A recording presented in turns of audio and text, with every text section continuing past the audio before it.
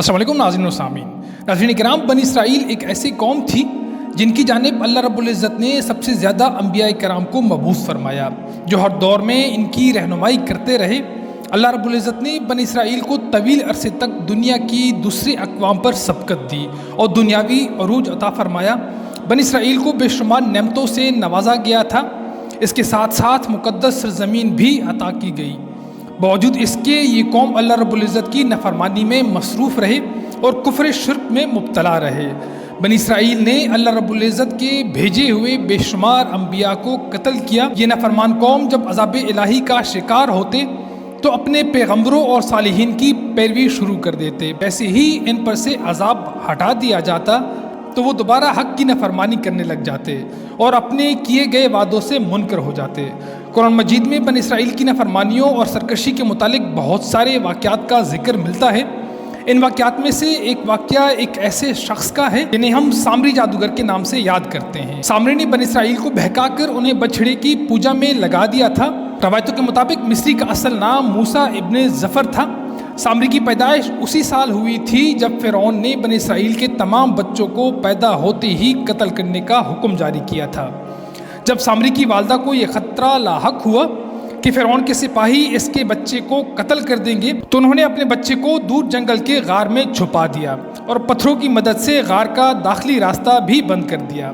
اللہ رب العزت نے حضرت جبرائیل علیہ السلام کو اس بچے کی حفاظت اور خوراک دینے پر مأمور کر دیا۔ اللہ رب العزت کے حکم سے حضرت جبرائیل علیہ السلام اس غار میں آتے اور اپنی انگلی اس بچے کے منہ میں رکھ دیتے، جس سے دودھ اور شہد جاری ہو جاتا۔ اس غار میں وہ بڑا ہو گیا۔ اللہ رب العزت کی شان کی ایک جانب موسیٰ ابن ظفر کو حضرت جبرائیل علیہ السلام نے پالا، دوسری جانب حضرت موسیٰ علیہ السلام کی پرورش ایک فرعون کی ہی گھر میں ہوئی جس نے بچوں کو پیدا ہوتی ہی قتل کرنے کا حکم جاری کیا تھا۔ مگر اللہ رب العزت کی شان ہی نرالی ہے کہ فرعون کے گھر میں پرورش پانے والا اللہ کے جلیل القدر پیغمبر بنے اور حضرت جبرائیل علیہ السلام کا پالا ہوا موسیٰ کافر بن گیا۔ جب اللہ رب العزت نے بنی اسرائیل کو فرعون کی ظلم و جبر سے نجات دلائی اور فرعون کو اس کے لشکر سمیت دریائے نیل میں غرق کر دیا تو یہ قوم حضرت موسیٰ علیہ السلام کے ہمراہ وادی سینا میں ہجرت کر گئی۔ وہاں اللہ رب العزت نے حضرت موسیٰ علیہ السلام سے وعدہ کیا کہ اسے ایک الہامی کتاب توریت عطا کی جائے گی جو بنی اسرائیل اور بعد میں آنے والے لوگوں کے لیے ہدایت ہوگی۔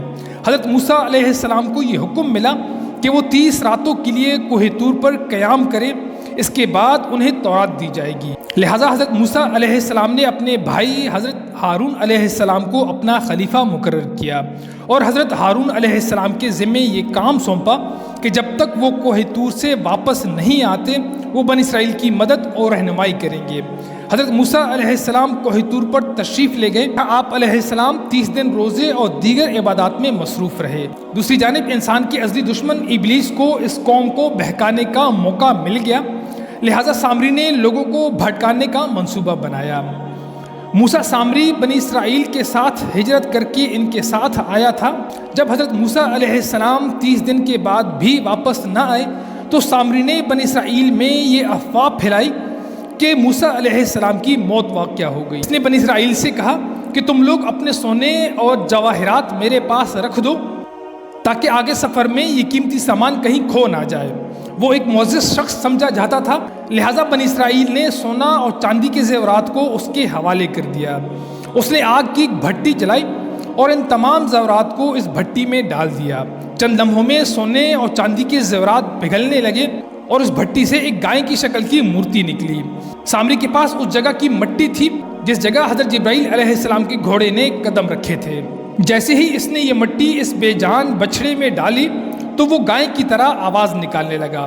تو سامری جادوگر نے بنی اسرائیل سے کہا کہ موسیٰ اپنی خدا کی تلاش میں کوہ طور پر گئے ہیں جبکہ خدا خود ہمارے پاس آ گئے ہیں۔ ان کی ان باتوں پر بنی اسرائیل کو اس بچھڑے پر خدا ہونے کا یقین ہو گیا۔ انہوں نے اس بچھڑے کی پوجا شروع کر دی اور اس کے آگے سجدہ کرنے لگے۔ 12,000 لوگوں کے سوا تمام لوگوں نے اس بچھڑے کی عبادت شروع کر دی۔ دوسری جانب حضرت موسیٰ علیہ السلام کو کوہ طور پر 40 دن روزہ اور عبادات کرنے کے بعد اللہ رب العزت کا کلام ملا۔ جو 10 مقدس تختیوں پر تحریر کی گئی تھی۔ جب حضرت موسیٰ علیہ السلام کوہ طور سے واپس تشریف لے آئے تو اپنی قوم کے ماحول کو یکسر تبدیل دیکھا۔ ہر طرف کفر و شرک اور نافرمانیوں کی بو آ رہی تھی۔ بنی اسرائیل ایک بے جان بچھڑے کی عبادت کرنے لگے تھے۔ یہ دیکھ کر حضرت موسیٰ علیہ السلام انتہائی غصہ ہوئے۔ آپ علیہ السلام نے حضرت ہارون علیہ السلام کو غصے میں فرمایا کہ میں نے تمہیں اس قوم کی رہنمائی کی ذمہ داری دی تھی، پھر یہ کفر و شرک کیسے عام ہو گیا؟ بنی اسرائیل اس بچھڑے کی پوجا کیوں کر رہے ہیں؟ حضرت ہارون علیہ السلام فرمانے لگے کہ اے میرے بھائی، مجھ پر ملامت نہ کریں، اس قوم کے لوگوں نے میری ایک بھی نہ مانی اور مجھے کمزور کر دیا۔ بارہا سمجھانے کے باوجود یہ قوم اس شرک میں بڑھ گئے اور مجھے جان سے مارنے کی دھمکی بھی دے دی، لیکن میں ان نافرمان اور ظالم لوگوں میں بالکل شریک نہیں۔ لہٰذا حضرت موسیٰ علیہ السلام کا جلال جب قدرے کم ہوا تو آپ علیہ السلام نے اپنے بھائی کے لیے اللہ رب العزت سے دعا فرمائی۔ بنی اسرائیل نے جب حضرت موسیٰ علیہ السلام کو دیکھا تو وہ انتہائی شرمندہ ہوئے اور اپنے اس شرکیہ عمل پر ندامت محسوس کرنے لگے۔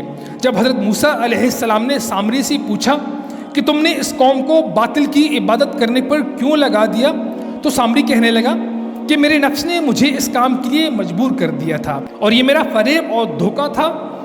حضرت موسیٰ علیہ السلام نے اس بچھڑے کو جلا کر راکھ کر دیا اور اس کے ٹکڑے ٹکڑے کر کے سمندر میں بہا دیے۔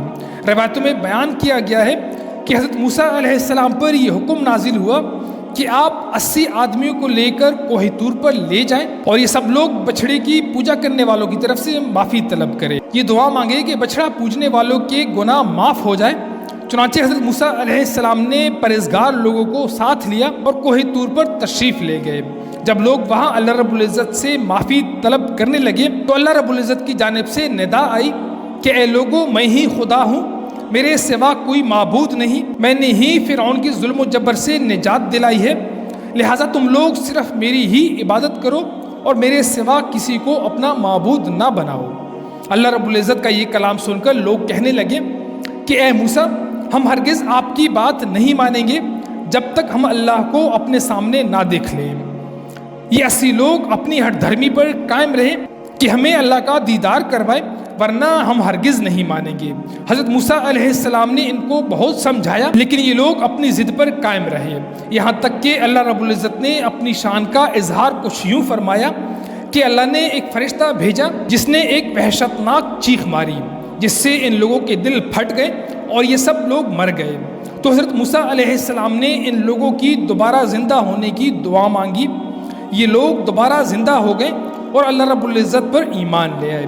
حضرت موسیٰ علیہ السلام نے سامری کو اللہ کے حکم سے بنی اسرائیل سے نکال دیا اور کسی کو بھی یہ حق نہیں دیا کہ کوئی اس سے رابطہ رکھے۔ بعض مفسرین نے لکھا ہے کہ سامری کا جرم ثابت ہونے کے بعد حضرت موسیٰ علیہ السلام نے بد دعا کی اور اللہ رب العزت نے سامری کو ایسی بیماری میں مبتلا کیا کہ جب تک وہ زندہ رہا کوئی بھی اس کے قریب نہیں جاتا۔ اس طرح وہ ذلت کی موت مر گیا۔ آخر میں دعا ہے کہ اللہ رب العزت ہمیں گناہوں سے بچنے اور نیک اعمال کرنے کی توفیق عطا فرمائے۔ آمین ثم آمین۔